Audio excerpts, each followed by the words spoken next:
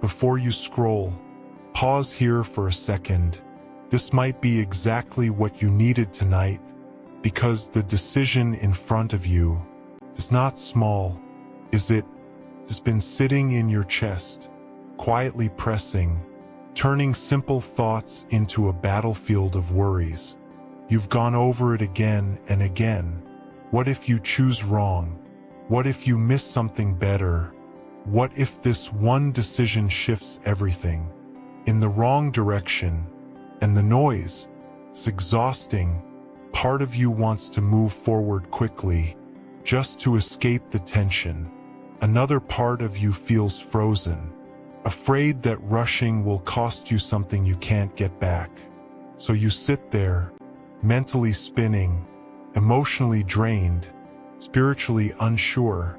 Stay with me for a moment, because what you're feeling isn't just confusion.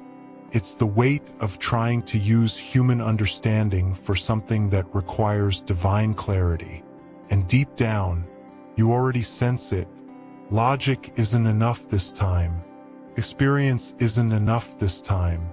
Even advice from others feels incomplete. You don't just need an answer. You need alignment. There's something in you quietly whispering, "Don't move yet, not like this." And maybe that's why you're here, not by accident, not by coincidence, but because your spirit is searching for something steadier than impulse, something deeper than pressure, something that feels like peace before the decision is even made.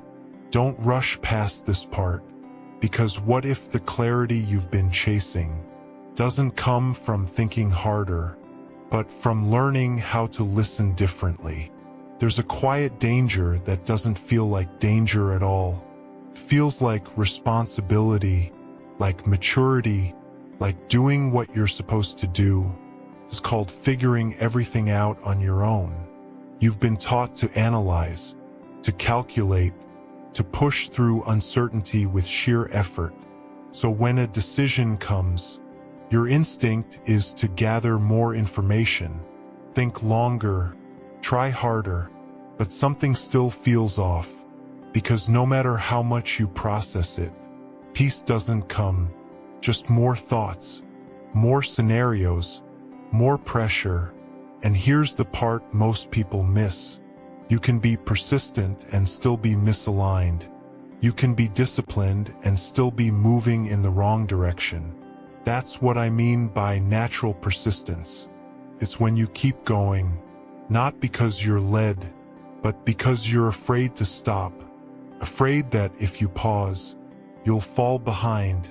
Afraid that if you wait, you'll miss your moment. Afraid that if you don't act now, something will slip through your hands. So you keep pushing. But stay with me here.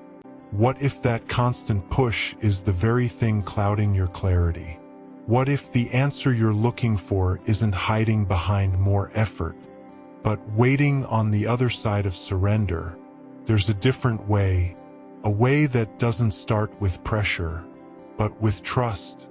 A way that doesn't demand that you understand everything, but invites you to be led, one step at a time, because divine wisdom doesn't shout over your anxiety. It waits until your spirit becomes still enough to recognize it. And maybe right now, God isn't asking you to figure it all out. Maybe He's gently inviting you to release the need to, just for a moment, let that settle, because clarity begins when control loosens its grip. Right here, pause with me. Don't overthink this part. If your heart feels even slightly overwhelmed, if you've been carrying the weight of this decision quietly, I want you to do something simple. Type it, whisper it, think it. Let me, Lord, just that. No long explanation, no perfect words, no palistrer, just a surrender. Let me, Lord, because sometimes clarity doesn't begin with answers. It begins with permission.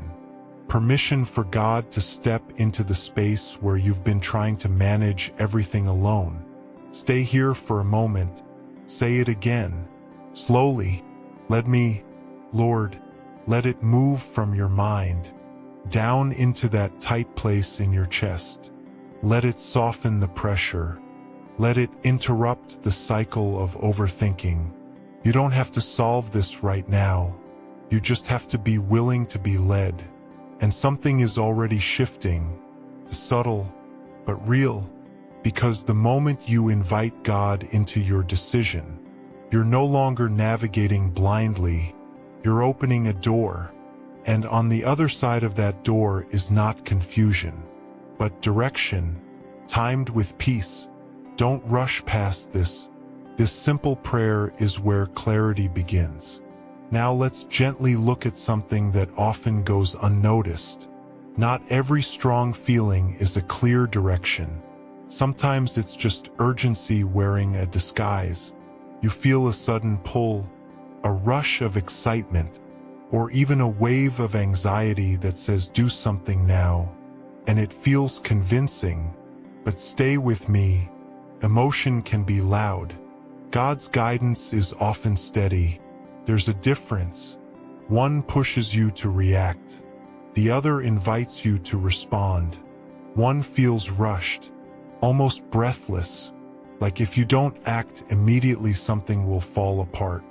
The other carries a quiet strength, a grounded sense that you can move without panic, even if the step is uncertain. This is what I call the sobriety test. Not sobriety from substances, but sobriety of the spirit. A clear, settled inner state where fear isn't driving and impulse isn't leading. Ask yourself gently, if I remove the urgency, does this still feel right? Sit with that, because true direction doesn't depend on pressure to prove itself. It remains even in stillness. Sometimes what feels like a now or never opportunity is actually a test of whether you'll act from fear or from alignment. And here's the quiet truth. God is not in a hurry that produces anxiety in you. His direction doesn't collapse under a moment of pause. So if a decision feels chaotic, if it's fueled by fear of missing out, fear of loss, or fear of being left behind, take a step back, not away from the opportunity, but away from the emotions surrounding it. Let it settle, because when your spirit becomes steady, what is truly meant for you will still stand, and what was only noise will begin to fade. Don't rush this. Clarity grows best in a calm and sober heart. There's something that feels almost backwards, but it's true. Rushing ahead can actually delay your path. It doesn't feel that way in the moment. It feels productive, decisive, like you're finally doing something. But underneath that movement, there's often misalignment. And misalignment always costs time. Stay with me. When you move too quickly, before clarity settles, before peace confirms, you may step into something that looks right, but requires unnecessary detours to correct later. Extra conversations, extra stress, extra undoing, not because you failed, but because you moved before you were ready. And here's the gentle truth. God's direction doesn't demand panic to stay on schedule. If something is truly aligned for you, it will not disappear just because you took a moment to breathe. Let that sink in, because a lot of the pressure you feel comes from the fear that waiting equals missing. But what if waiting is actually protection?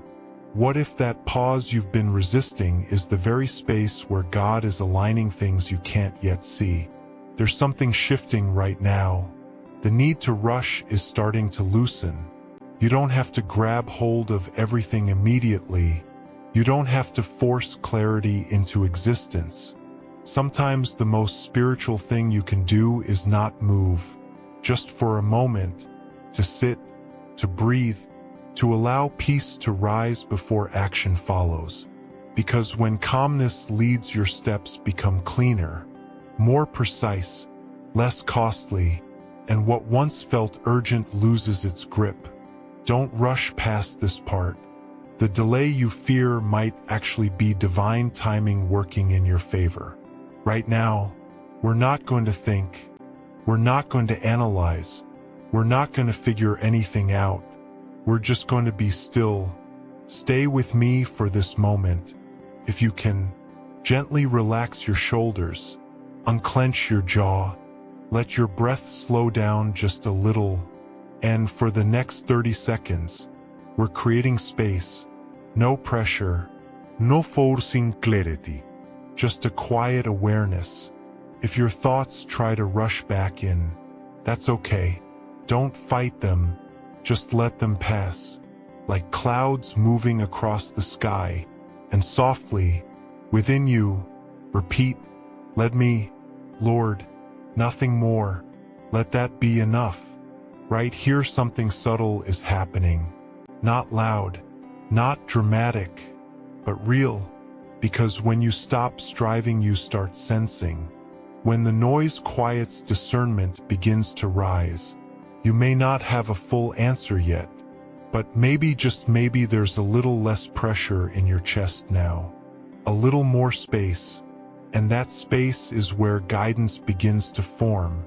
Don't rush out of it. This is how clarity grows, not in noise, but in stillness. Now, in this quiet space you've created, there's something important to notice. God's voice rarely competes. It doesn't fight for attention. It doesn't rush to be heard. It doesn't overwhelm you with pressure. It comes gently, almost like a whisper behind your thoughts. This is the way. Walk in it. And if you're not careful, you can miss it. Not because it isn't there, but because you're listening for something louder. Stay with me. You might expect clarity to feel like certainty, like a bold, undeniable sign, but often it feels more like a quiet knowing, a settled nudge, a direction that doesn't shout but remains. It doesn't argue with your fear. It outlasts it. That's how you begin to recognize it. The voice of God brings alignment even before explanation. You may not fully understand why something feels right, but there's a steadiness to it. No chaos. No inner conflict pulling you in opposite directions. Just a gentle clarity that stays even when you pause. And here's something to hold on to. God's guidance will never contradict His peace. If a decision feels loud but restless, urgent but unstable, clear but filled with pressure, pause, because His voice doesn't drive you like that. It leads, and when He leads, there's room to breathe. There's space to trust the next step without needing to see the entire path. So lean in just a little closer, because that quiet sense you've been overlooking, that subtle direction that keeps returning, it might not be your imagination. It might be the very guidance you've been asking for. Don't dismiss it. This is how the path becomes clear, one gentle instruction at a time. There's a prayer most people don't think to pray. Not open the right door, but close the wrong ones, even the ones that look good, especially the ones that look promising, because not every open door is meant for you, and that's hard to accept. Some opportunities shine. They seem aligned. They make sense on paper, but deep down something feels slightly off, and you start negotiating with that feeling. Maybe I'm overthinking. Maybe this is my chance. Maybe I shouldn't let this pass. Stay with me. This is where mercy matters, because sometimes the greatest protection is not clarity you understand, but doors that quietly shut before you walk through them, things that don't work out, plans that fall apart, paths that suddenly feel blocked. And in the moment it can feel frustrating, confusing, even disappointing. But what if that closed door was an answered prayer you didn't recognize? What if God in His kindness is keeping you from something that looks right now, but would cost you peace later? There's something shifting here. You don't have to force every opportunity open. You don't have to chase everything that appears. You can trust that what is meant for you won't require you to override your discernment to reach it. So here's the prayer. Lord, if it's not for me, close it. Even if I don't understand, even if it looks good, even if I want it, that takes courage. But it also creates freedom, because now the pressure isn't on you to figure everything out perfectly. You're allowing God to guard your path. And when the wrong doors close, the right ones don't have to compete. They remain clear, steady, and aligned with peace. Don't rush past this. Protection often feels like loss until you see what it saved you from. Now let's bring this all together, not as pressure, not as a formula you have to get perfect, but as something gentle you can return to whenever a decision feels heavy again. Stay with me. This is your divine direction checklist, a quiet filter for your spirit. Before you move, ask, is there peace or pressure? Not surface level calm, but deep steady peace. Because God's direction settles you even if the step feels unfamiliar. If it feels rushed, anxious, or forced, pause. Does this remain clear in stillness? When you step away from the noise, does it still feel right? Or does it fade when the emotion settles? Truth remains, impulse fades. Am I being led or reacting? This is subtle. Are you moving from trust or trying to escape discomfort, fear, or delay? Because being led feels anchored. Reacting feel urgent. Does this align with who I'm becoming? Not who you used to be, not who fear tells you to be, but the version of you that is growing, healing, and deepening in faith. God's direction will always move you forward, never backward into old patterns. Have I invited God into this honestly, not just for approval but for guidance? Have you truly said, "Lead me, Lord," and meant it enough to wait for His answer? Don't rush this part, because something is happening even now. You're no longer looking for a perfect decision. You're learning to recognize a guided one. And that changes everything. You don't have to carry this alone anymore. Not the pressure, not the uncertainty, not the weight of what if. Because when you walk with divine direction, you don't need full visibility. Just the next step with peace. Take a breath. You're not behind. You're being guided. And that is enough.